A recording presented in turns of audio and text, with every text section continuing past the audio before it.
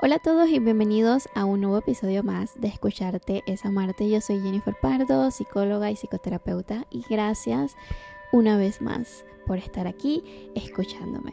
El día de hoy vamos a hablar sobre el sobrepensamiento. Quiero explicar por qué a algunas personas con ansiedad les pasa esto, a tal punto de que llegan a expresar que es algo que les es difícil dejar de hacer, que no entienden por qué sobrepiensan todo de manera general. Quiero aclarar también de que no todas las personas con ansiedad utilizan el sobrepensamiento, ¿sí? Esta estrategia. Van a haber también un grupo de personas con ansiedad que van a hacer todo lo contrario. No van a sobrepensar, sino que van a intentar evadir los pensamientos, ignorarlos, rechazarlos. Pero en este podcast me quiero enfocar en aquellas personas que sobrepiensan mucho. Y quiero comenzar justamente expresando que la preocupación en sí no genera consecuencias negativas inmediatas, sino que el estado activo de la ansiedad por tiempos prolongados es lo que comienza a traer consecuencias negativas a nuestra salud y a otras áreas importantes de nuestra vida, ¿sí? Entonces, vamos a partir desde un concepto que es la idea sobre la reflexión, y voy a leer como pequeños fragmentos de un artículo que me encanta, que es propiedad del diplomado sobre tratamiento de ansiedad y depresión, que es la especialización en donde estuve, de Juan Martín Florit y Carolina Marsoyer y Franco Luján. Son psicólogos de Argentina que divulgan los tratamientos basados en evidencia y que pues tomar una formación con ellos te cambian la vida. Ya saben, esto es algo de lo que siempre lo menciono cada vez que tengo una oportunidad. Pero ok, volviendo al artículo, vamos a tomar la reflexión como un punto de partida, ¿sí? Este artículo define la reflexión como la capacidad de reflexionar sobre los propios pensamientos, experiencias y sentimientos, que es un proceso común exclusivo de los seres humanos. Este tipo de pensamiento centrado en sí mismo puede tener cualidades adaptativas cuando se utiliza para evaluar las propias metas, acciones y las consecuencias de nuestras acciones. Bien, desde aquí es importante ir entendiendo de que la reflexión es algo común de los seres humanos, es algo que todos los seres humanos podemos hacer y que tiene propiedades positivas cuando lo hacemos para evaluar metas, logros, acciones. Desde ahí, este es el punto de partida para ir entendiendo lo que hoy vamos a hablar. Siguiente fragmento. Así, dentro de la sociedad se espera que la gente sea reflexiva y autoconsciente, e incluso a menudo se reprochan a las personas por no reflexionar sobre sus errores o su comportamiento. Ok, esto también me pareció muy importante mencionar porque es clave y es bastante real. Hoy en día el preocuparse mucho, el ser una persona como muy autoconsciente de sí mismo o que tiene esta tendencia a querer saberlo todo, se ha visto como una cualidad positiva, ¿no? Y esto yo lo veo día a día también en las consultas, cuando las personas vienen a mí justamente por mucha ansiedad, y que cuando yo les comienzo a hablar sobre una de las razones y les comienzo a explicar lo que es preocuparse, lo que es sobrepensar, hay muchos que tienen una creencia positiva sobre la utilidad de hacer esto, ¿no? Y en su gran mayoría le ven algo positivo a pensar mucho. Por ejemplo, algunas personas piensan que preocuparse es un rasgo de personalidad positivo. Como si yo me preocupo mucho por mis papás, eso significa que yo soy un buen hijo o una buena hija. Si no hago eso, entonces es lo contrario, ¿no? Y es como una creencia muy fuerte de la persona. Otros tienen esta idea de, oye, pero preocuparme a mí me ayuda a resolver problemas. O sea, si yo me preocupo mucho porque es lo que me ayuda a resolver problemas, pero lo que no saben es que hacen esto de resolver problemas con cosas hipotéticas, situaciones que todavía no están pasando y que se anticipan a posibles escenarios e intentan preparar posibles soluciones para esos escenarios hipotéticos que todavía no están pasando y que en su gran mayoría probablemente no pasen, ¿sí? Y que lo que les trae de consecuencia es mucha ansiedad anticipatoria, angustia anticipatoria, ¿no? Otra de las más comunes es esta idea de, oye, preocuparme me protege de emociones negativas como la decepción, la vergüenza, la culpa. Este se ve mucho como en ejemplos de situaciones de pareja en donde una persona se anticipa a que la persona ya no lo quiere, puede estar engañando o interpretando las intenciones y los sentimientos de esa persona de alguna u otra manera para que cuando sea real eso que le preocupa, sentir que le duele menos. Pero siempre cuando hago la pregunta, ¿y esto te funcionó? ¿Sentiste que te dolió menos luego de experimentar lo que tanto te preocupaba que pasaba? Y me dicen, pues no, me dolió igual y aún hasta peor, porque sufrí anticipadamente y sufrí en el momento en el que pasó, ¿no? Entonces, muy interesante la utilidad que muchas personas le tienen al sobrepensamiento, a la preocupación y que no se dan cuenta de esta creencia como tan arraigada que tienen y que en sesión llega a ser una de las cosas más difíciles de reestructurar, por decirlo así. Y último fragmento que voy a utilizar de este bello artículo es: dadas las aclaraciones iniciales, es necesario enfatizar que tanto la conducta de reflexionar como de preocuparse son fenómenos paradójicos, es decir, como un arma de doble filo, ya que por un lado dignifican la vida del ser humano haciéndolo autoconsciente y permitiéndole solucionar problemas, pero por otro lado pueden complicarle la vida haciéndolos demasiado conscientes de él mismo o de sí mismo y sus circunstancias.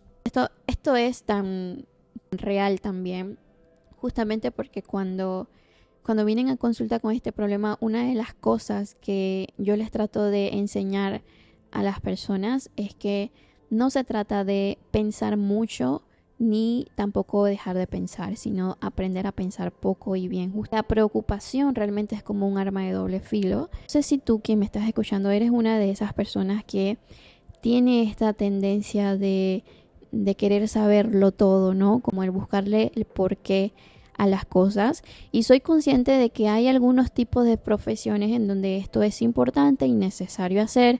Hay algunas profesiones en donde de pronto su trabajo es anticiparse a posibles cosas que pueden suceder y tenerle posibles soluciones para cuando pasen, ¿sí? Yo soy muy consciente de eso y yo le digo, bien, eso es algo que puedes hacer, pero en tu trabajo nada más.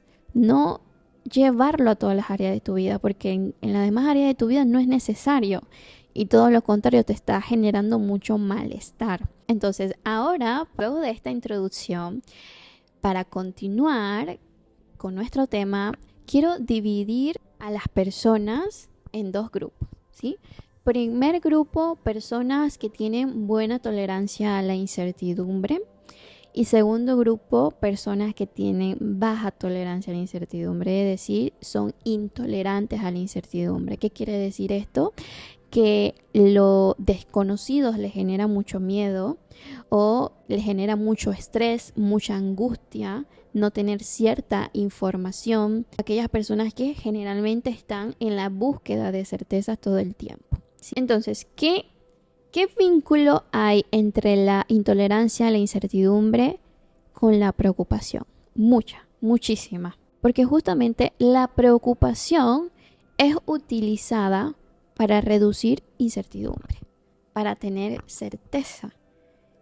Así que es usada como una estrategia para aliviar la angustia, la ansiedad que le genera a aquellas personas el no saber qué es lo que puede pasar en el futuro o sobre temas ambiguos. Así que tiene mucha relación una con la otra.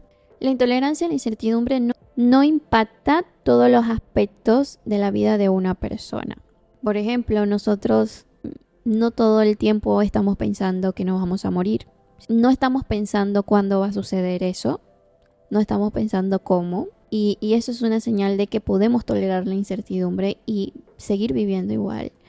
Sin embargo, pueden haber algunas otras áreas de nuestra vida en donde ese componente importante llamado tolerancia a la incertidumbre esté bajo y nos cueste más tolerar la incertidumbre. Por eso algunas personas pueden preocuparse más por lo que piensan los demás. Otras personas pueden preocuparse más es por temas de la casa, por temas de sus seres queridos, por temas de su futuro. Por eso unas personas pueden preocuparse más sobre el sentido de la vida. Ahora, entendiendo todo esto, quiero pasar a explicar y con una imagen que quiero ver cómo lo puedo poner en este video a medida que estoy hablando. No sé si lo voy a poder hacer, pero lo voy a intentar. Quiero explicar el funcionamiento de los pensamientos y qué es lo que pasa entonces cuando una persona se engancha muchísimo con un tema y comienza a sobrepensar, ¿sí? Y ven que hay como una imagen dentro del cerebro que es como un laberinto,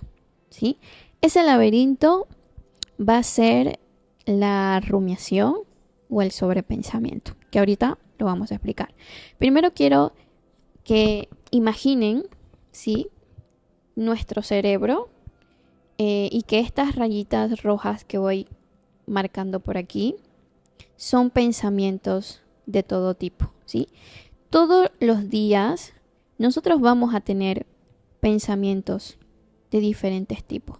Algunos agradables, desagradables, extraños. No sé si a ustedes le han pasado que a veces han tenido un pensamiento súper raro y se han quedado como, qué raro este pensamiento, ¿por qué lo pensé? Bueno, eso es normal. Eso le pasa a todas las personas. Entonces, todos los días vuelan pensamientos a los que le llamamos automático y eso es incontrolable.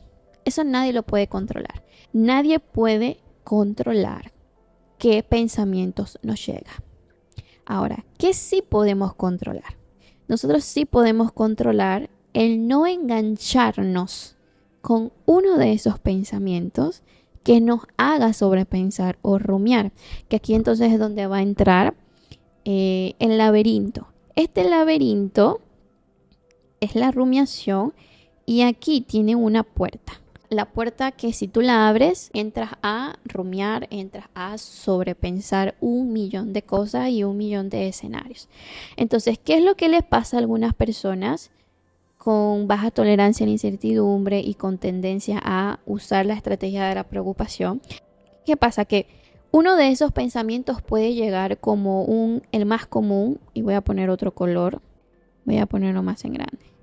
Uno de esos pensamientos puede llegar como un y sí, como que cada vez que suena el y sí en su cabecita, es como una alarma que activa a esa persona y le comienza a dar señales de que puede estar pasando algo malo, o de que puede pasar algo malo, o de que hay algo que está pasando, hay algo que puede pasar, es como hay un posible peligro, es como una alerta que hace que entonces la persona puede que se dé cuenta y otras veces no se dan cuenta muchas veces, le haga caso, ¿no? Como que le haga caso a esta inquietud, a esta alarma que llega cuando aparece un y si en su cabeza. ¿Y si están hablando esto de ti? ¿Y si este mes no te alcanza el dinero? Entonces, la persona al responder a ese y si, lo que le pasa es que se engancha, ¿sí? Se enganchó, o sea, hay muchísimos pensamientos, pero se enganchó fue con el easy, ¿sí?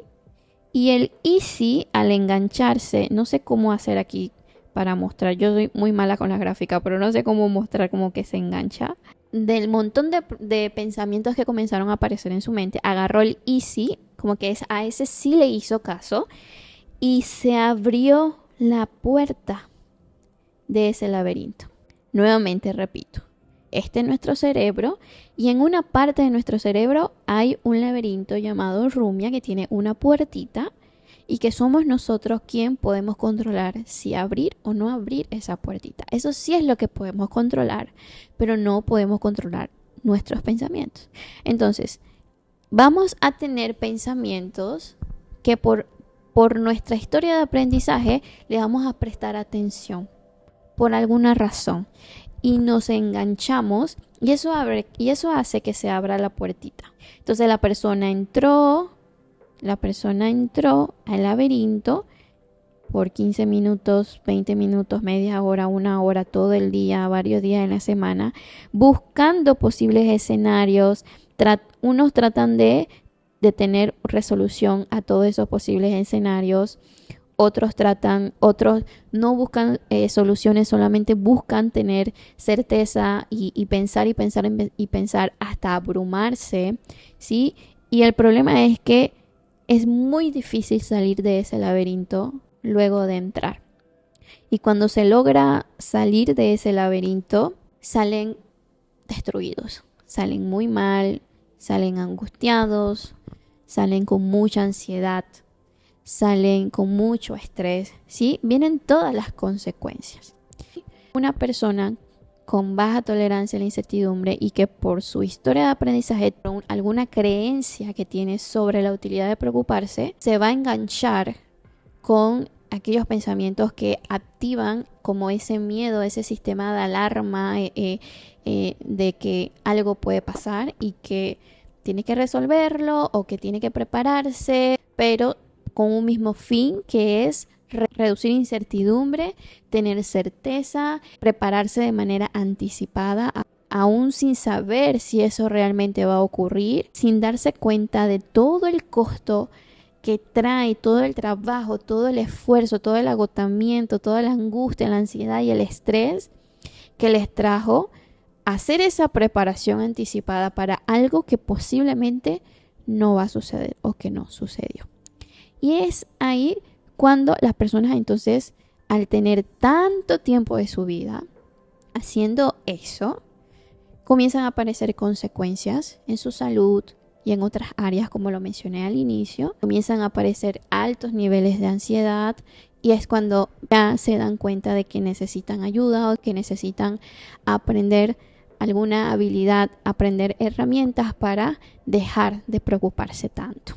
Que, vuelvo y repito, no es que no tienes que pensar. El pensar es algo que no podemos controlar, dejar de hacer. Y siempre vamos a pensar. Y siempre nos vamos a preocupar por algo. Nos vamos a preocupar por las cosas que nos importan muchísimo. Entonces solo es cuestión de ver en qué áreas de tu vida te cuesta más tolerar la incertidumbre y darte cuenta en dónde sí lo estás logrando hacer. Y sobre todo para que te des cuenta de que sí tienes esa capacidad. Y hacer esto con tiempo y buscar ayuda a tiempo, porque las consecuencias se van agravando y poniendo cada vez peor a lo largo de los años, ¿sí? El objetivo en terapia es que tú aprendas a no engancharte con aquellos pensamientos disparadores, detonantes, situaciones que te hacen abrir la puertita de la rumiación y que entres y te quedes mucho tiempo resolviendo cosas que no están sucediendo todavía, que sea totalmente innecesario y que únicamente te genere mucho malestar, ¿sí? El objetivo es aprender a no engancharse, pero el objetivo no es dejar de pensar. No hay esa receta mágica, no podemos apagar nuestra mente y no tener pensamiento. Nosotros podemos convivir todos los días con pensamientos raros, incómodos. Podemos aprender a verlos como pensamientos, están ahí, lo puedo observar y lo dejo pasar.